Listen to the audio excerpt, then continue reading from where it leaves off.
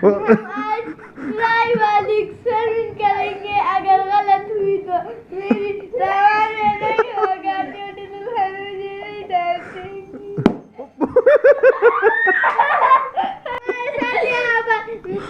एक बलून था जो फट गया है और उससे थोड़ा सा पानी था और एक मिनट अभी कहो, हम दोबारा ट्राई करेंगे, बोलो। अब हम दोबारा ट्राई करेंगे। चलो हम आपको दिखाते हैं कि कैसे ये बलून पड़ता है या नहीं। हाँ ट्राई करो।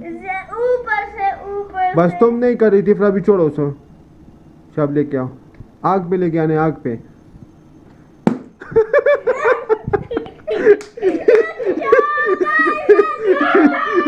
ये क्यों पटा जहांगीर, बैठो, ये क्यों पटा? इसलिए क्योंकि हमने बहुत नीचे किया। बाय बाय, हमारे चैनल को लाइक और सब्सक्राइब कीजिएगा।